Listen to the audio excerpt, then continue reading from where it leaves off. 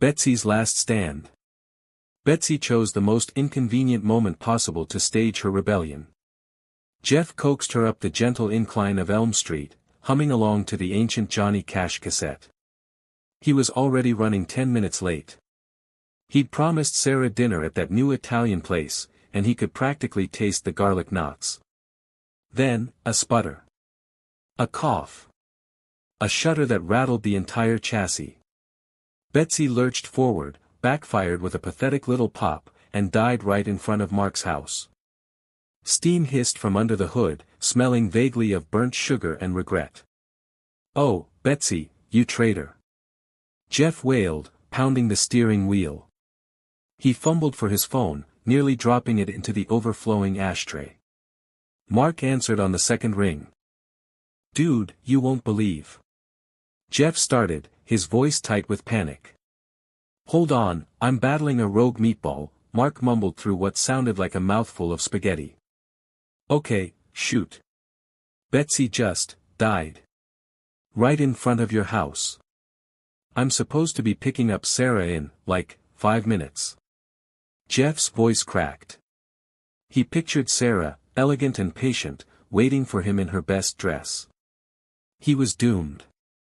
Mark choked, probably on the meatball. "You're kidding. Seriously? Right now?" "Ugh. Okay, don't panic. Mom's out back, wrestling with some kind of lawnmower demon. Maybe she can take a look." Jeff groaned.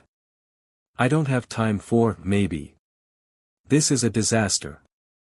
A full-blown, relationship-ending disaster." He ran a hand through his already disheveled hair.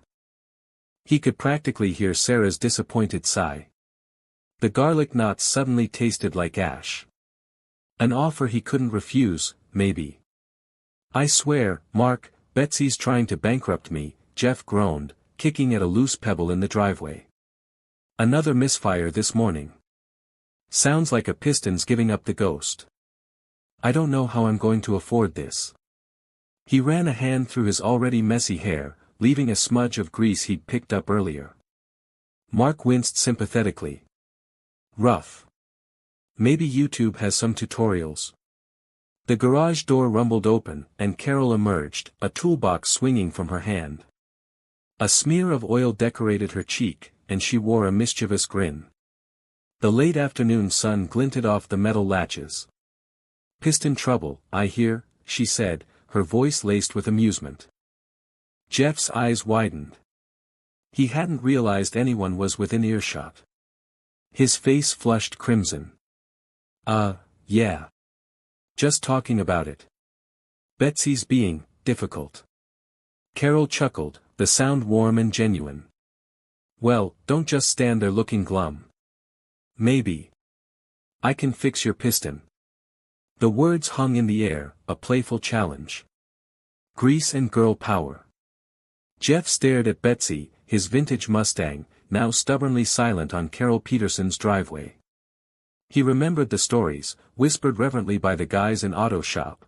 Carol wasn't just a mom who baked cookies, she could coax a carburetor back to life with nothing but a hairpin and a well-placed curse. "So," Carol said, wiping grease from her cheek, leaving a smudge that only amplified her mischievous grin. "Need a hand, Olson? Unless you prefer admiring her from afar." He swallowed, his Adam's apple doing a nervous jig. I wouldn't want to impose." It was a lie. He was desperate. Carol raised an eyebrow. "Impose? Honey," I offered. Besides, she leaned closer, her voice dropping conspiratorially, "Betsy's got character. Can't leave a lady stranded, can we?" Jeff chuckled, a nervous sound that escaped before he could stop it. All right. But if she starts purring and suddenly develops a taste for classical music, I'm blaming you." "Deal." Carol clapped her hands together, the sound sharp in the late afternoon air. "Pop the hood, Romeo. Let's see what secrets Betsy's been hiding." He obeyed, the metal groaning in protest as he released the latch. Carol peered inside, her expression immediately shifting from amusement to focused concentration. The air filled with the scent of oil and something faintly metallic as she started poking around with practiced ease.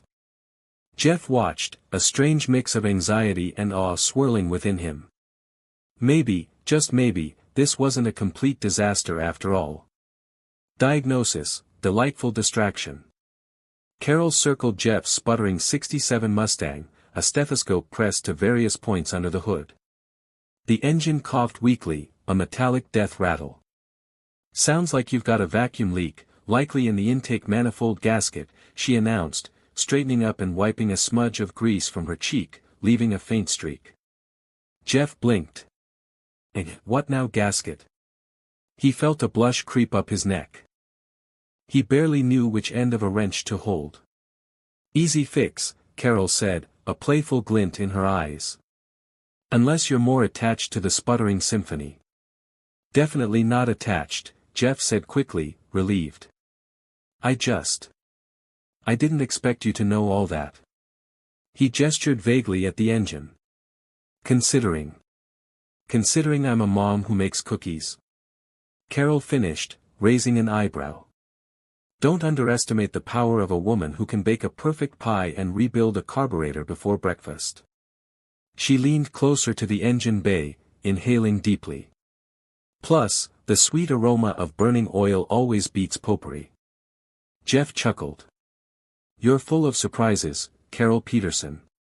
He paused, then added, "So, this easy fix involves, what, advanced astrophysics?" "Nah," she grinned, grabbing a wrench from her toolbox. "Just a little elbow grease and a shared love for classic steel. Tell you what, you hold the light, I'll loosen the bolts, and we'll have this beauty purring like a kitten in no time. Afterwards, maybe we can compare notes on bad jokes." "Bad jokes?" Jeff perked up, instantly forgetting his mechanical ineptitude. "Oh, I've got a whole arsenal." The runaway llama excuse. The wrench slipped in Carol's greasy hand, clattering against the engine block. "Damn," she muttered, wiping her hands on a rag already thick with grime. Just then, Jeff's phone, lying on the workbench, buzzed insistently. Carol glanced at the screen. Sarah. Jeff was supposed to be meeting her for lunch, she remembered. Guilt gnawed at her, she'd kept him longer than she intended. The buzzing intensified. Carol, deciding quickly, snatched the phone. "Hello?" she answered, pitching her voice higher. "Jeff? Where are you? I've been waiting 20 minutes. Sarah's voice was sharp, laced with annoyance. Carol's mind raced. "Oh, Sarah. Hi. This is, Jeff's, llama handler."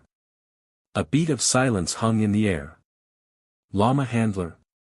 Sarah finally squeaked. Carol plunged on, seizing the opening. "Yes. Bartholomew, that's his prize-winning llama, got loose. Jeff's been chasing him all over Farmer McGregor's field. It's been absolute chaos. Llamas, you know, they can be quite unpredictable." She could hear Jeff sputtering something in the background but ignored him. "He said to tell you he's really, really sorry and he'll call you as soon as he wrangles Bartholomew. Maybe reschedule for dinner." Sarah, still sounding bewildered, agreed to dinner and hung up. Carol tossed the phone back onto the workbench, a grin spreading across her face. "Runaway llama, Jeff. Think that'll work? Sunset and spark plugs." Jeff fumbled with the wrench, nearly dropping it on his foot. "So, which one exactly needs coaxing?" Carol, kneeling beside the sputtering engine, pointed with a grease-stained finger. "That spark plug there. See how it's got that hairline crack in the ceramic? No bueno." He peered closer, squinting. "Right, hairline. Bad." He grabbed the new plug from the box, nearly knocking over a can of WD-40 in the process. Carol chuckled, a warm, genuine sound that made him momentarily forget the precariousness of the situation. As they worked, the setting sun painted the sky in hues of orange and purple. The air cooled, carrying the scent of exhaust and honeysuckle. Jeff, emboldened by the fading light and Carol's easy laughter, risked a joke. "What do you call a lazy kangaroo?" "Pouch potato." Carol groaned, but a smile tugged at the corner of her lips. "Oh, please. You're killing me, Olsen." "I have more," he said, grinning, "but I wouldn't want to wear out my welcome." She bumped his shoulder playfully with her own. "Keep 'em coming. At least they're better than the sounds this engine was making." He helped her tighten the last spark plug, the metal cool against his palm. The engine, after a hesitant cough, roared to life, smoother and stronger than before. A shared sense of accomplishment hung in the air, thicker than the lingering smell of gasoline. The setting sun cast long shadows, silhouetting them against the dusty garage. Date cancelled, fun activated. "Well, Jeff," Carol said, wiping grease from her hands with a rag that had seen better decades, "turns out it's not just the piston. The whole distributor cap is shot. I can fix it, but it'll be another couple of hours, at least." Jeff's face fell. He glanced at his watch. Sarah. Dinner reservations. Roses precariously balanced in the passenger seat of his dilapidated Mustang. "Oh, man. I gotta cancel." He fumbled for his phone, his thumbs oversized and clumsy on the screen. "Hey, Sarah. It's me." "Yeah, listen, something came up with the car." "No, a real something, like engine trouble something." I know, I'm really sorry." "Another time." "Okay, great. I'll call you." He hung up, a wave of relief washing over him that felt strangely wrong. Carol raised an eyebrow, a hint of amusement in her eyes. "Tough break?" "Nah," Jeff mumbled, already feeling lighter. He watched Carol as she expertly manipulated a wrench, the metallic tang of oil hanging in the air. She was humming some old rock tune, her brow furrowed in concentration. He found himself offering unsolicited advice. "You know, I saw a guy on YouTube use a wire brush for that kind of rust." Carol chuckled, a warm, throaty sound that vibrated through the garage. "YouTube, huh? Well, I've been doing this since before YouTube was even a twinkle in Al Gore's eye. But thanks." He grinned, the easy banter feeling more natural than any forced small talk he'd ever had with Sarah. The scent of gasoline and motor oil, usually repulsive, now felt strangely comforting. Maybe, just maybe, a cancelled date wasn't the end of the world. Maybe it was the start of something unexpected. Betsy Lives. Carol wiped the last smear of grease from her forehead with the back of her hand, leaving a smudge that only enhanced her determined expression. "All right, Jeff, let's see if this old girl wants to sing."